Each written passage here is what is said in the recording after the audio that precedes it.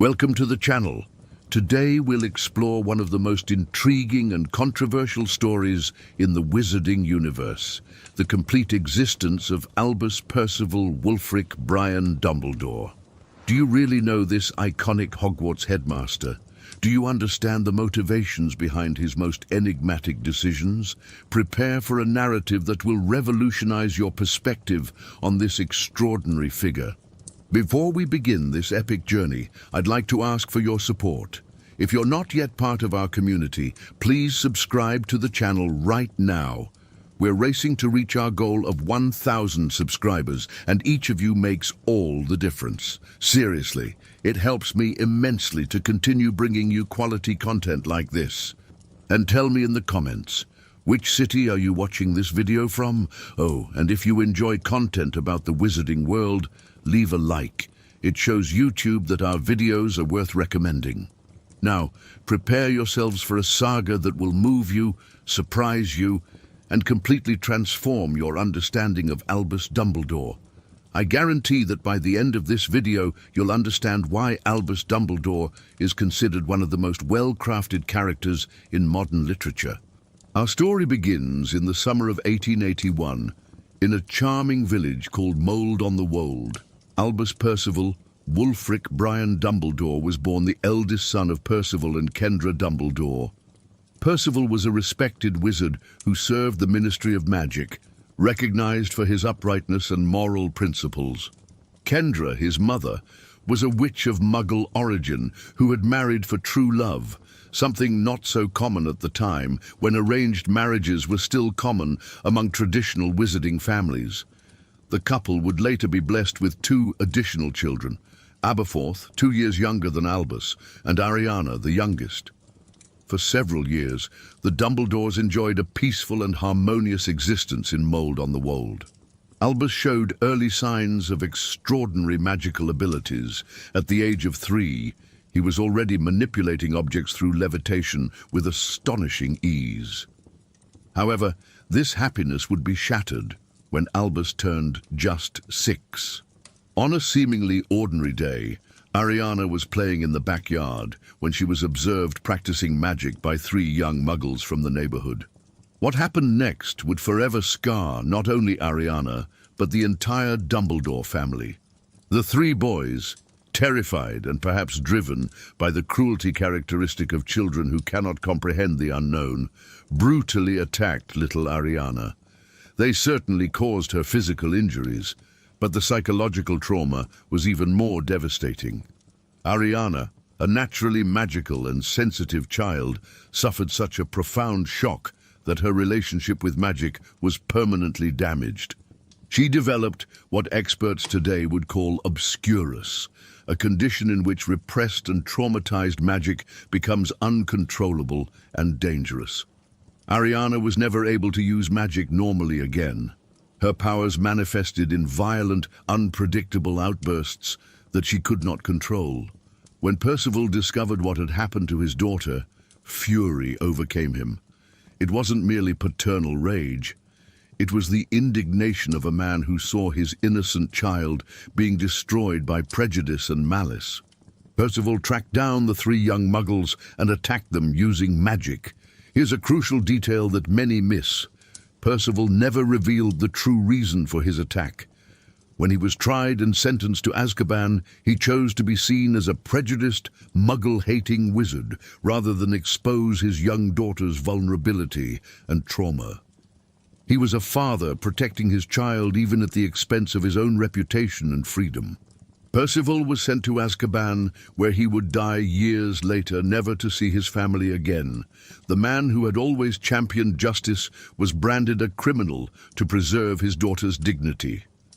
With Percival incarcerated, Kendra found herself alone, caring for 3 children, one of whom had very specific special needs. The situation in Mold on the Wold became untenable. Neighbors asked questions, people whispered. To the few neighbors they had, Ariana was just a fragile girl who rarely left the house. Kendra built a safe world for her daughter, but at the cost of social isolation for the entire family. During these formative years, Albus developed characteristics that would define him forever. First, his natural genius blossomed. He devoured texts on magical theory difficult even for adults. By the age of 9, he was already corresponding with renowned magical theorists, asking questions that impressed the greatest intellectuals of the time. At the same time, Albus developed an early and heavy sense of responsibility. He understood that his mother carried an immense burden and tried to help by caring for Ariana. He learned to recognize the signs of her magical episodes and knew how to reassure her. This early experience with caring for and protecting vulnerable people would profoundly shape his personality. It is crucial to understand that young Albus was not just an academic prodigy. He was a child who matured prematurely, who took on adult responsibilities at a very early age, and who learned from an early age that sometimes it is necessary to sacrifice one's own happiness for the well-being of others. Even so, or perhaps precisely because of these circumstances, Albus began to develop grand aspirations. He didn't just want to be a powerful wizard, he wanted to change the world. He observed the injustice his family had suffered, realized how the wizarding world was rife with prejudice and problems, and dreamed of creating something greater. These ideas, born of traumatic experiences but also of genuine genius, would be simultaneously his strength and weakness in the years to come. When Albus finally received his Hogwarts letter at age 11, it was like a door opened to endless possibilities. The trip on the Hogwarts Express was his first real experience socializing with other children. The Sorting Hat had barely touched his head when it shouted, "Gryffindor!" a choice that surprised no one who knew young Albus. His courage was not the impulsive courage typical of Gryffindors, but a deep moral courage, forged in the traumatic experiences of his childhood. From the first day of classes, teachers and classmates alike realized they were onto something special. Albus wasn't just smart, he thought completely differently.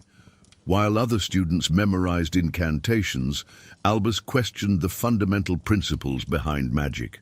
During his 7 years at Hogwarts, Albus accumulated achievements that seemed impossible for an ordinary student. He became a prefect in his 5th year and head boy in his 7th, but these positions were almost secondary compared to his academic achievements. In Transfiguration, Albus revolutionized centuries-old theories. He published his first articles in Transformations Today in his 6th year, proposing new ways to understand the fundamental nature of magical transformation. Professor McGonagall, decades later, would still use some of Albus's theories in her classes. In Charms, he not only mastered perfect execution, but also created variations and improvements. Some of the spells he developed during his school years are still used today by advanced magicians, but perhaps his greatest passion was alchemy. Albus was the last Hogwarts student to study alchemy as an official subject. The subject was discontinued due to lack of interest, and he mastered it to such an extent that he impressed even Nicholas Flamel, the creator of the Philosopher's Stone. Amidst all this academic genius, Albus found a true friend, Elphias Doge. Doge had suffered from dragonpox as a child, a disease that had left his face permanently scarred and made him a target of ridicule from other students. Their friendship was genuine and deep. Doge was undaunted by Albus's superior intelligence, and Albus didn't mind Doge's appearance. They spent hours discussing magical theories, philosophy, and the major issues facing the wizarding world. It was to Doge that Albus voiced his dreams of reforming wizarding society. He spoke of creating a world where people like Ariana wouldn't suffer for being different, where magic could be used for the benefit of all, not just the privileged. As Albus grew older and his genius became more evident, his dreams also became grander. He no longer talked just about gradual reforms. He discussed revolutionary changes.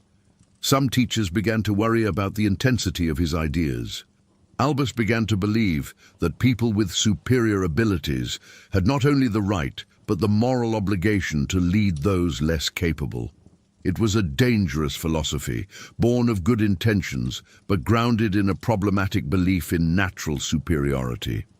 He saw injustice in the wizarding world, how families like his suffered from prejudice, how talented wizards were wasted due to a lack of opportunities, how magical potential was underutilized by outdated traditions.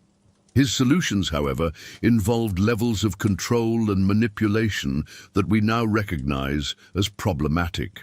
While other students eagerly anticipated the holidays, for Albus, they represented a painful reminder of his responsibilities.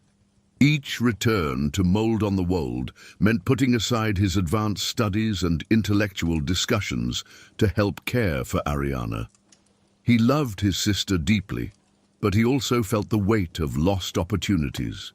While Doge and other classmates traveled, explored the wizarding world, or pursued interesting internships, Albus remained at home, limited by family needs. This conflict between personal ambition and family responsibility grew during his school years and would become a source of significant tension in his life. When Albus graduated in 1899, he was arguably the most brilliant student Hogwarts had seen in decades. Famous professors wanted him as an apprentice. Magical universities vied for his admission, and incredible opportunities opened up before him. He had planned a world tour with Elphias Doge. They would visit centers of magical learning in Bulgaria, study advanced alchemy in Egypt, and explore ancient runes in Scandinavia. It was every young intellectual's dream, a chance to expand their horizons and become truly cosmopolitan. But fate had other plans for Albus Dumbledore. The news arrived in an urgent letter delivered by a panicked owl just 2 weeks after Albus's graduation. Kendra was dead. Ariana had had one of her most violent magical episodes, and this time Kendra was unable to protect herself in time. Imagine the shock. In a matter of hours, all of Albus's careful plans, the world trip, the advanced studies, the brilliant career he had in store, all disappeared. At 18, she found herself suddenly and completely responsible for Ariana and supporting what was left of her family. Doge tried to convince him to postpone the trip, not cancel it altogether, but Albus knew that was impossible. Ariana needed constant care, and Aberforth, though devoted, was still too young to take on such a responsibility alone. Albus's frustration was palpable. He had worked his entire life to reach this moment, had sacrificed so much during his adolescence, and now he saw his future crumble again because of family circumstances. It was in this moment of despair, isolation, and frustration that Gellert Grindelwald arrived in Godric's Hollow. He was the great-nephew of Bathilda Bagshot, the famous magical historian who had been a neighbor and friend of the Dumbledore family for years. Grindelwald had been expelled from Durmstrang, and lo and behold, not for any ordinary student mischief. He had been caught conducting experiments with dark magic so dangerous that even a school known for its tolerance of such studies found it necessary to expel him. But when Albus met him, Grindelwald didn't seem like a dangerous dark wizard. He was charismatic, incredibly intelligent, and shared Albus's vision that the wizarding world had far greater potential than it was currently realizing. What unfolded during the summer of 1899 was a perfect storm of genius, ambition, passion, and dangerous ideology. Albus and Gellert became inseparable, spending entire days in intense discussions about magical politics, advanced theory, and the future of civilization. Together, they developed the philosophy that Grindelwald would later use to justify his atrocities, for the greater good. The basic idea was that wizards, being superior in power and ability, had a moral responsibility to rule the world for the benefit of all, including muggles, who supposedly benefited from magical leadership. It was a seductive philosophy for two brilliant minds, frustrated by the limitations and injustices of today's world. They saw themselves as visionaries, as people capable of creating a utopia where there would be no more wars, poverty, or unnecessary suffering. But there was something deeper going on between them. Albus was in love with Grindelwald, a deep, all-consuming love that further intensified his connection to the young dark wizard's dangerous ideas. Letters discovered decades later revealed the depth of Albus's feelings. He wrote about their shared dreams, about how he had finally found someone who understood him completely, about how together they could change the world. Grindelwald, for his part, seemed to reciprocate the affection to some extent, but his true love was for power and domination. He used Albus's feelings to strengthen his influence over the young prodigy, without fully understanding the emotional impact he was having. It was also during this period that both became obsessed with the legend of the Deathly Hallows. Grindelwald already possessed the Elder Wand, which he had stolen from the famous wandmaker Gregorovitch. The most powerful wand ever created was in his hands, and this fueled his dreams of world domination. Albus, with his encyclopedic knowledge of magical history, theorized about the whereabouts of the Resurrection Stone and the Invisibility Cloak. The idea of becoming masters of death, of possessing all three relics and theoretically conquering death itself, was irresistible to both. For Albus, there was an additional personal appeal. The Resurrection Stone could, in theory, bring back his dead parents. Imagine the temptation for someone who had lost so much because of family circumstances. As Albus became increasingly lost in grandiose fantasies about Grindelwald, Aberforth watched with growing alarm. He saw how his brother was neglecting Ariana, how he spent entire days in abstract discussions while his sister languished without proper attention.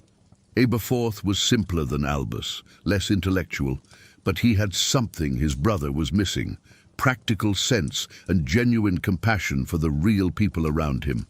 He saw Grindelwald for what he truly was, not a visionary, but a dangerous manipulator who was corrupting his brother. Tensions in the house grew throughout the summer. Aberforth tried to confront Albus about his increasingly grandiose plans, about how he was abandoning his responsibilities, about how Ariana was being harmed by his increasing neglect. The final confrontation took place on a hot August afternoon. Aberforth had discovered that Albus and Grindelwald were planning to leave together, leaving Ariana in his care alone. The argument erupted with months-old fury. Aberforth accused Albus of selfishness, of abandoning his family for fantasies of power. Albus defended his plans as necessary for the greater good, arguing that his talents would be wasted caring for just one person. Grindelwald, seeing the situation spiraling out of control, attempted to use magic to intimidate Aberforth. The situation escalated quickly. Wands were drawn, spells began to fly. It was a three-way duel. Albus trying to protect Grindelwald, Aberforth trying to protect Ariana's interests, and Grindelwald fighting to maintain his influence over Albus. In the midst of the chaos, with spells ricocheting off the walls of the house, one of them struck Ariana. The 14-year-old girl, already frail due to her condition, died instantly. What followed was complete silence. 3 young men stared at the lifeless body of the girl who should have been protected by all of them. Grindelwald, realizing the gravity of the situation and always thinking of himself first, immediately disappeared, literally. He used magic to flee, leaving the Dumbledore brothers alone with their tragedy. Albus never knew, and this uncertainty would torment him for the rest of his life if it was his wand that cast the fatal spell. Doubt gnawed at his soul for decades. Had he killed the sister he had promised to protect? Had it been Aberforth in his righteous rage? Or had it been Grindelwald in his calculated cruelty? Aberforth never fully forgave his brother. Although they maintained a relationship over the years, there was always an underlying tension, a hurt that never fully healed. Aberforth knew that regardless of who had cast the fatal spell, the moral responsibility fell on Albus for putting his own desires above Ariana's well-being. For Albus, the guilt was overwhelming. He carried not only the responsibility for his sister's death, but also for the corruption of his own ideas.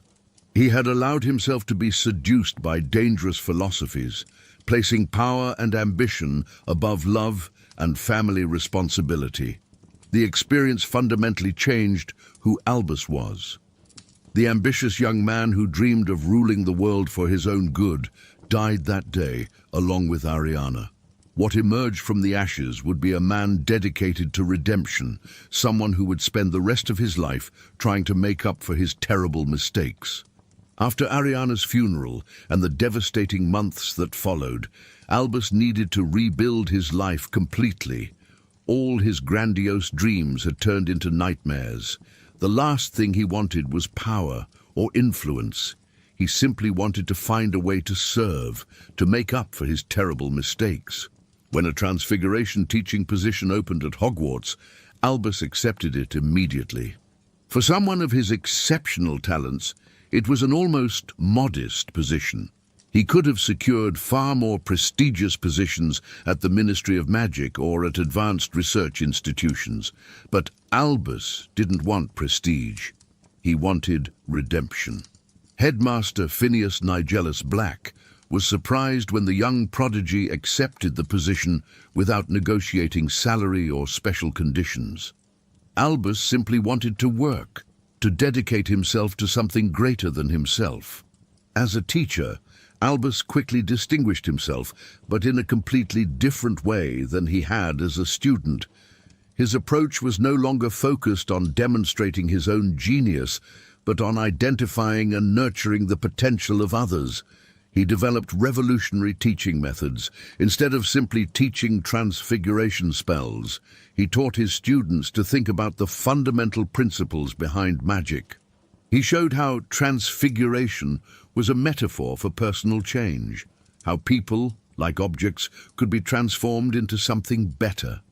His students adored him, but in a different way than the admiration he had received as a student prodigy. They respected him because he genuinely cared about them as individuals. Albus spent extra hours helping struggling students, wrote detailed letters of recommendation, and was always available to listen to personal problems. During his years as a teacher, Albus developed a completely new philosophy about power and responsibility. He came to believe that those with great power did have special responsibilities, but these responsibilities involved serving and protecting, not ruling and controlling. He began to see his role as a teacher not as a way to mold young minds according to his vision, but as a way to help each student discover and develop their own best self. It was a complete reversal of his ideas with Grindelwald. Albus also developed a deep distrust of himself when it came to power. He knew he had once been seduced by grandiose visions and was determined never to allow that to happen again. This distrust would, paradoxically, make him more worthy of power because he wielded it with extreme caution and always questioned his own motivations. In 1938, almost 40 years after the Ariana tragedy, Albus received a mission that would change the course of history. He was assigned to search for a new special student, an orphan who lived in a London orphanage and who had demonstrated exceptional magical abilities. The boy's name was Tom Marvolo Riddle, and from their first meeting, Albus sensed something deeply disturbing. Tom was only 11 years old, but he already displayed characteristics that reminded Albus painfully of his younger self, and of Grindelwald. Tom was charismatic, extraordinarily intelligent, and possessed impressive natural magical power. But there was something cold in his eyes, a complete lack of empathy that sent a chill down Albus's spine. When Tom described how he punished the other children at the orphanage who bothered him, Albus recognized a budding sadism that deeply alarmed him. During Tom's school years at Hogwarts, Albus was the only teacher who never completely let himself be fooled by the boy's model student facade. While other teachers saw only a bright and polite young man, Albus saw the signs of manipulation and cruelty that Tom so skillfully concealed. Albus tried several approaches to reach Tom. He offered special mentoring, talks on magical ethics, and opportunities for advanced study. But Tom was only interested in the power Albus could teach him, not the wisdom he offered. Their relationship became a kind of intellectual duel. Tom constantly tested the limits of what he could do without getting caught, while Albus tried to find concrete evidence of the dangerous experiments he knew Tom was conducting. It was during this period that Albus began to suspect that Tom was exploring dark magic in ways that went far beyond normal academic curiosity. Strange incidents were occurring at the school: petrified students, animals dying in unexplained ways, magical artifacts disappearing from the restricted section of the library. Meanwhile, on the European continent, Grindelwald was systematically building his empire. Using the "for the greater good" philosophy he and Albus had developed together, he gathered followers in ever-increasing numbers. Albus watched these developments with a mixture of horror, guilt, and morbid fascination. Every atrocity Grindelwald committed was, in part, his responsibility. After all, it was his ideas that provided the intellectual foundation for the campaign of terror. Letters arrived regularly urging Albus to speak out publicly against Grindelwald, to use his growing reputation as an educator to denounce his former friend's actions. But Albus hesitated, paralyzed by guilt and the fear that a direct confrontation would reveal his own complicity in creating the monster Grindelwald had become. During the 1930s and early 1940s, Albus developed his own quiet form of resistance. He couldn't confront Grindelwald directly, not yet, but he could prepare the next generation to resist the seductive ideologies he himself had helped create. His transfiguration classes subtly became lessons in personal change and moral responsibility. He taught his students that true power came not from the ability to dominate others, but from the ability to dominate oneself. It was a lesson he himself was painfully learning. Albus also began identifying and mentoring students who showed potential to become ethical leaders. He knew a war was coming, in both the non-magical and magical worlds, and wanted to ensure there were people prepared to make the right choices when the time came. In 1945, with World War II drawing to a close in the non-magical world, and Grindelwald's terror reaching apocalyptic proportions in magical Europe, the British Ministry of Magic was in utter despair. Grindelwald had conquered most of continental Europe. His prison fortress of Nurmengard was filled with opponents, and his armies of fanatical followers seemed unstoppable. The wizarding world was on the verge of total collapse under his tyranny. It was then that a ministry delegation led by the Minister for Magic himself sought out Albus at Hogwarts. They didn't just ask for his help, they begged him. They knew Albus was likely the only living wizard powerful enough to face Grindelwald in direct combat. Albus listened in silence as they described the most recent atrocities. Entire Muggle towns imperioused, magical families executed for refusing to join the cause, children kidnapped to be re-educated in the principles of the greater good.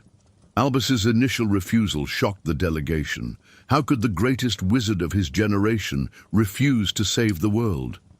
But Albus had his reasons he couldn't share with anyone. The truth was, Albus was terrified, not by Grindelwald's power, but by the memories a confrontation would bring back. Facing Grindelwald would mean reliving that terrible summer of 1899, would mean confronting not only his former love, but his own demons. Albus also feared discovering the truth about Ariana's death. For decades, he had lived with the uncertainty of which wand had cast the fatal spell. Part of him suspected Grindelwald knew the answer, and part of him feared what that answer might be. But there was something even deeper. Albus feared that if he faced Grindelwald again, he might be seduced once more by the grandiose visions they had shared. He had worked so hard to become a better person, to control his dangerous ambitions. What if seeing Grindelwald again would awaken the arrogant young man he had tried so hard to bury? Albus's final decision came when he received a letter from Bathilda Bagshot, now a very elderly woman, but still lucid. The letter contained only a few lines, but it was enough to change everything. "Albus, dear boy, he asked me about you yesterday. Do you still remember our little graveyard?" he said. "Do you still think about it every day? He's coming home, Albus. And when he does, there will be no place to hide from the truth." Grindelwald was heading for Godric's Hollow. He was returning to the place where it all began, where Ariana had died, where two brilliant young men had made plans to conquer the world. The message was clear. If Albus didn't come to him, he would come to Albus, and the final battle would take place in the shadow of Ariana's grave. This possibility was intolerable to Albus. Ariana had suffered enough. Her resting place would not be desecrated by a war she had unwittingly helped start. Albus left for mainland Europe on a cold November morning in 1945. He told no one where he was going. He simply left a sealed letter to be opened if he didn't return. In the letter, he confessed everything. His relationship with Grindelwald, his role in creating the philosophy of the greater good, his guilt in Ariana's death. The journey to Nurmengard Fortress was like a pilgrimage toward his own judgment. Albus knew that regardless of the duel's outcome, he would finally have to face all the truths he had avoided for decades. Nurmengard was a vision of nightmares. Grindelwald had built his prison fortress atop a rocky mountain, its black towers slicing into the sky like accusing fingers. On the outer walls, engraved in enormous letters, was the motto he and Albus had created together: "For the greater good." Grindelwald was waiting for him. Of course he was. He had orchestrated this moment with the same diabolical precision that characterized all his plans. They met in the highest tower of Nurmengard, a circular room with windows that offered views of all of Europe, which Grindelwald had conquered. 46 years had passed since their last meeting, but Grindelwald seemed little changed. Dark magic had preserved his appearance, and his eyes still shone with the same cold intelligence and unbridled ambition that had captivated young Albus. "Albus," he said, as if they had parted ways the night before, "have you finally decided to join me in making our dreams come true?" Before the duel began, they spoke. It was a strange, intimate conversation, fraught with decades of shared history and divergent paths. Grindelwald tried one last time to convince Albus to join him, arguing that together they could finally create the utopian world they had envisioned in their youth. "Look what I've accomplished alone," Grindelwald said, gesturing to the windows.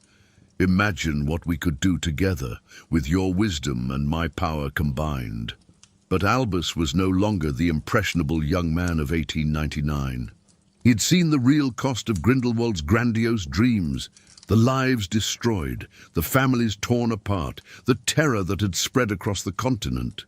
"Our dreams have become nightmares, Gellert," Albus replied, his voice thick with sadness, "and I bear the responsibility for helping to create them." What followed was the most epic magical duel of the 20th century. Two of history's most powerful wizards, who knew each other intimately, who had shared ideas and dreams, now fought for the fate of the wizarding world. Grindelwald had the Elder Wand, the most powerful weapon ever created, but Albus had something his opponent had lost over decades of cruelty: wisdom, compassion, and the strength that comes from accepting one's own weaknesses. The duel lasted for hours. Spells of unimaginable power ricocheted off the stone walls of Nurmengard. The very foundations of the fortress shook with the force of the magic channeled by the two combatants. Grindelwald fought with the desperate fury of someone who saw his empire crumbling. Albus fought with the quiet determination of someone who had finally found a cause worth dying for. At the climax of the duel, when both were exhausted and wounded, Grindelwald played his final card. Not a spell, but words meant to break Albus's spirit. "You want to know the truth about that night, don't you, Albus?" he shouted during a brief pause between attacks. "Want to know which of our wands killed your precious little sister?"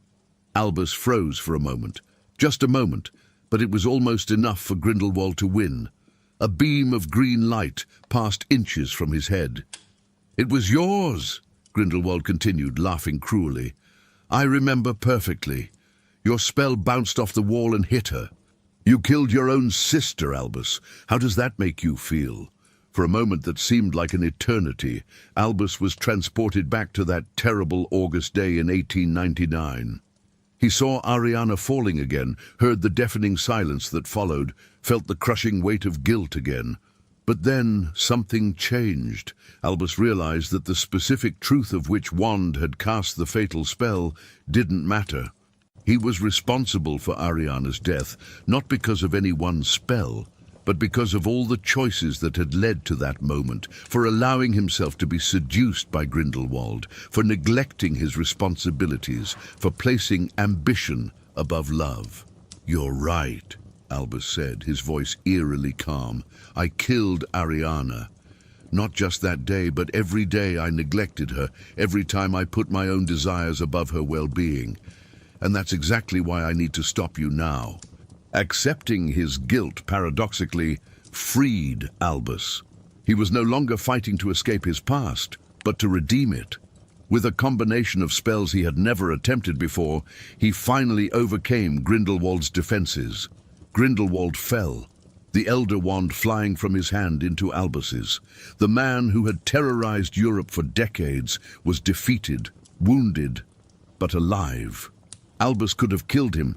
Many would say he should have, but he chose a different fate. "You will spend the rest of your days here, Gellert," Albus said, staring at the walls of the prison Grindelwald had built for his enemies. "Living with the consequences of your choices, just as I have lived with mine."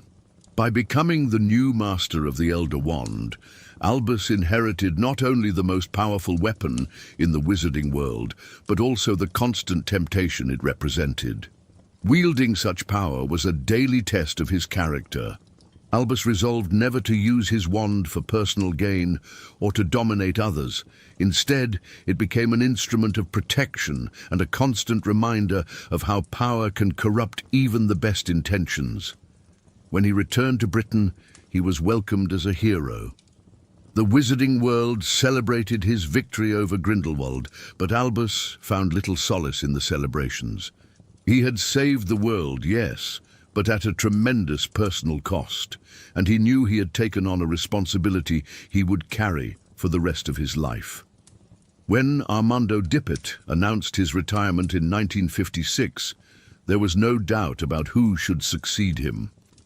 Albus Dumbledore, then 75, was universally recognized as the greatest wizard of his generation. His defeat of Grindelwald had cemented his reputation, but it was his decades as a dedicated teacher that truly qualified him to lead Hogwarts. Albus accepted the position with the same characteristic humility he had shown when becoming a teacher. He knew that being headmaster of Hogwarts wasn't just about running a school. It was about shaping the future of the wizarding world, a responsibility he took extremely seriously. As headmaster, Albus implemented changes that transformed Hogwarts from a traditional institution into a beacon of progress in the wizarding world. His reforms reflected everything he had learned about power, responsibility, and the importance of protecting the vulnerable. He established greater tolerance for diversity among students, creating special programs to support those from non-traditional backgrounds. Muggle-born students, who often felt lost in the magical world, received special mentoring. Children from poor families had access to funds for school supplies. Students with learning disabilities received individualized attention. Most importantly, Albus changed the school's very educational philosophy. Instead of simply teaching spells and potions, Hogwarts, under his leadership, began to emphasize character development. He wanted students to graduate not just as competent wizards, but as ethical individuals who would use their magic to protect and serve, not to dominate. One of Headmaster Albus's most defining characteristics was his unwavering belief in the human capacity for change and redemption. He had seen how he himself had changed since the dark days with Grindelwald, and this convinced him that no one was beyond saving. This philosophy manifested itself in how he treated troubled students. Where other principals might simply expel difficult students, Albus saw opportunities for growth. He spent hours talking to rebellious teenagers, trying to understand the roots of their behavior and help them find better ways. When Harry Potter finally arrived at Hogwarts in September 1991, Albus began what he knew would be his most important and dangerous project, preparing the boy for a destiny no child should have to face. Harry wasn't what many expected.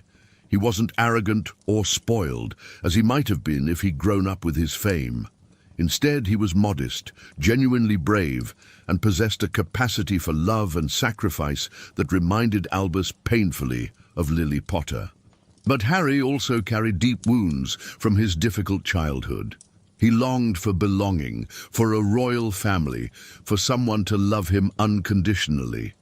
These emotional needs would make his journey even more difficult. During Harry's early years at Hogwarts, Albus orchestrated a series of adventures that on the surface seemed accidental, but were in fact carefully planned tests and training experiments.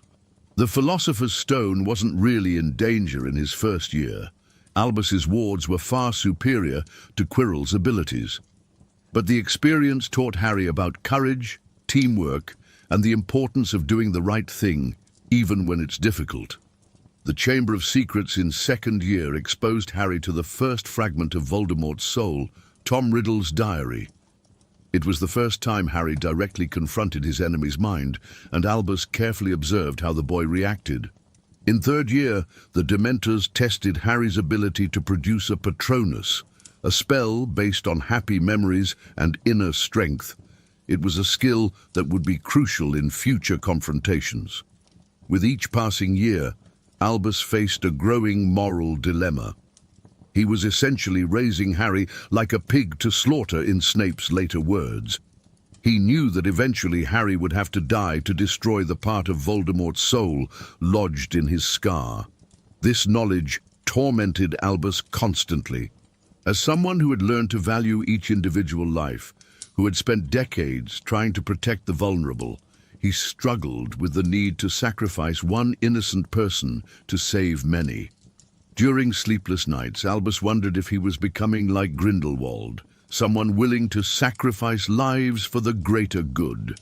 The difference, he told himself, was that he was willing to sacrifice himself first, and that Harry would have a real choice when the time came.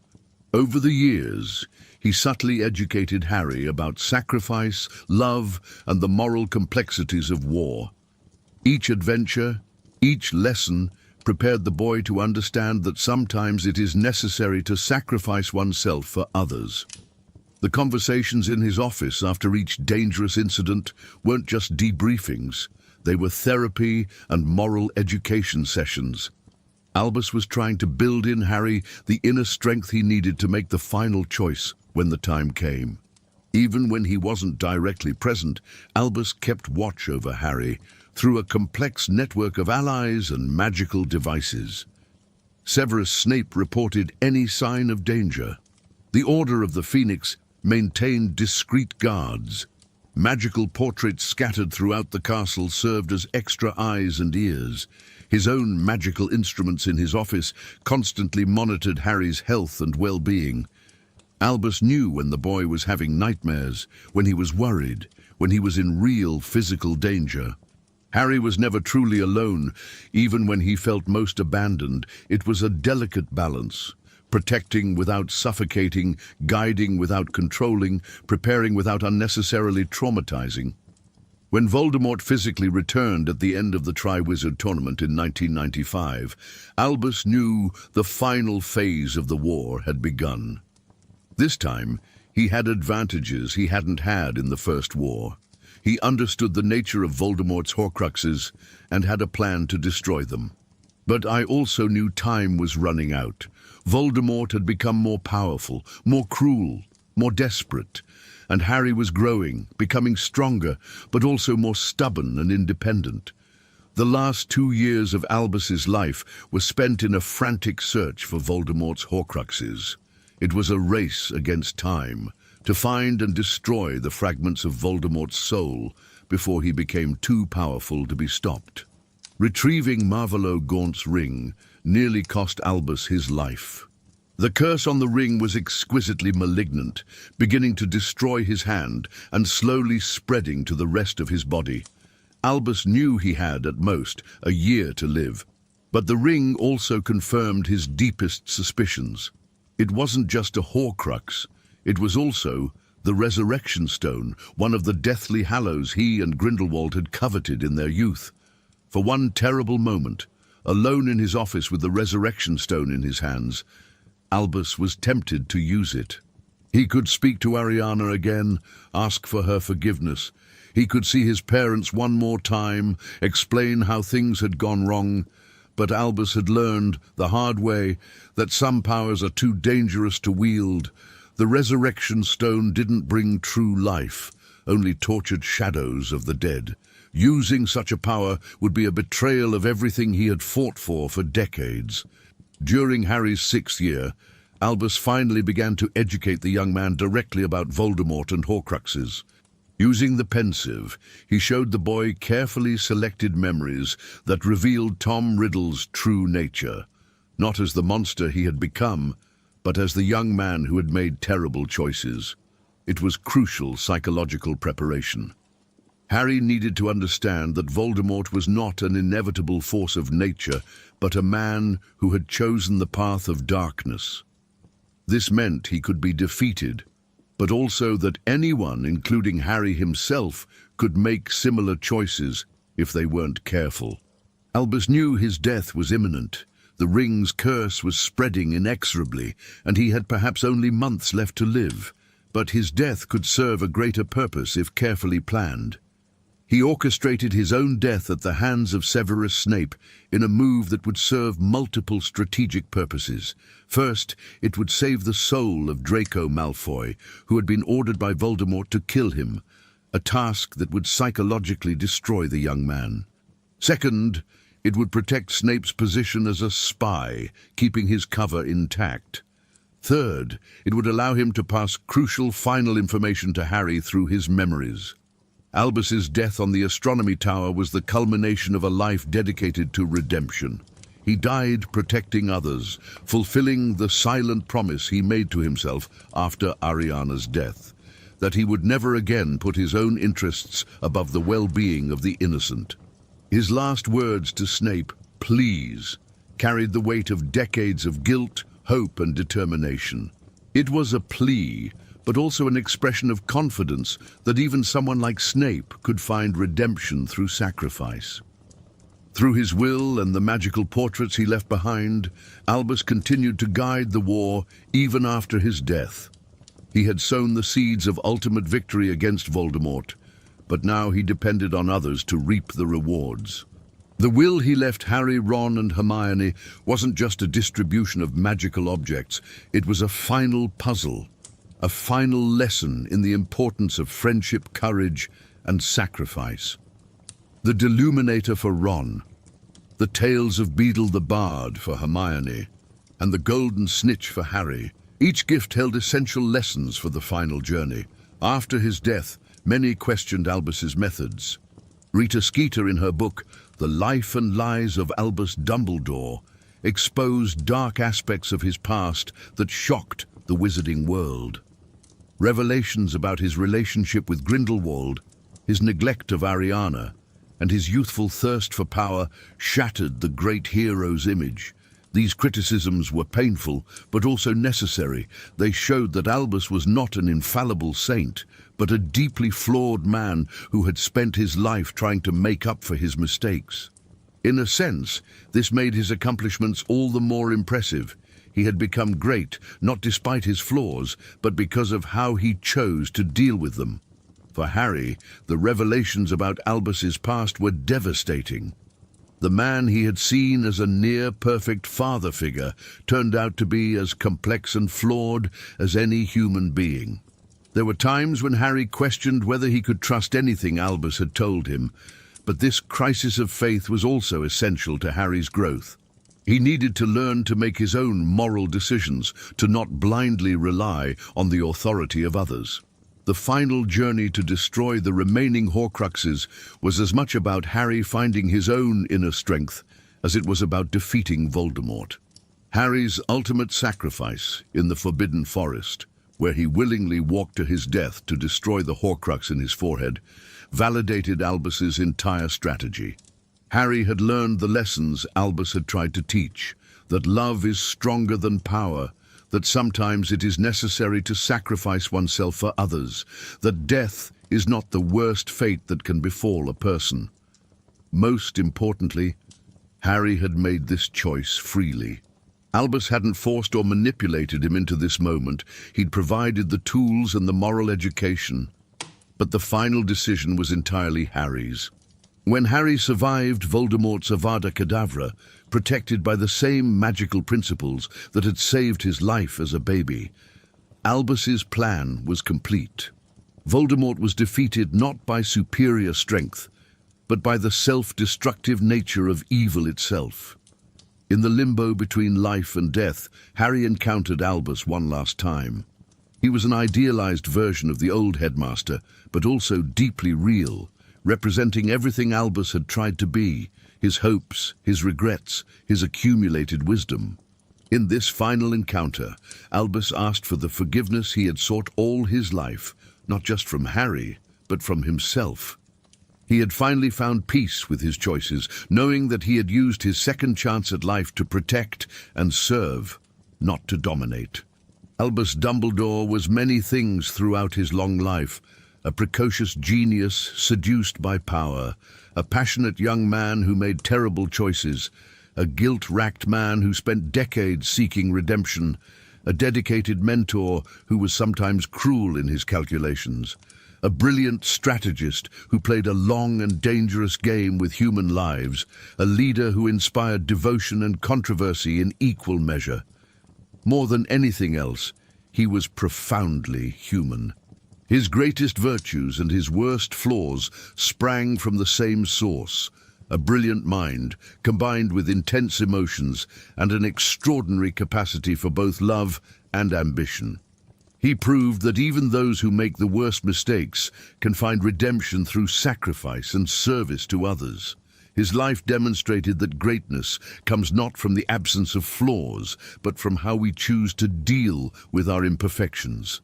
The story of Albus Dumbledore teaches us that it's never too late to change, to choose good over power, to protect others, even when it means sacrificing yourself. It shows that the most powerful people are often those most aware of their own weaknesses. Perhaps most importantly, his story reminds us that true heroes aren't perfect people who never make mistakes. They're imperfect people who choose to keep trying to do what's right, even after failing spectacularly.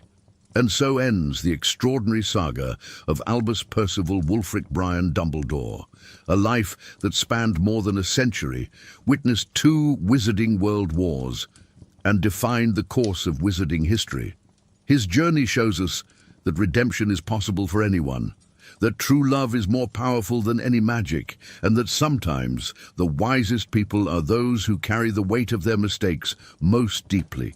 And so, everyone, we've reached the end of this epic journey through the complete life of Albus Dumbledore. Over 3 hours exploring every aspect of this extraordinary character's existence. I hope you were as moved as I was by retelling this story. Has anything changed in your view of Dumbledore? Do you now have a better understanding of why he made certain decisions that seemed so questionable? Leave your thoughts in the comments. I love reading your thoughts on these complex characters. If you enjoyed this epic content, don't forget to leave a like and subscribe to the channel for more detailed stories from the wizarding world. Until the next magical adventure, everyone. And remember, we are all capable of redemption, just as Albus Dumbledore taught us.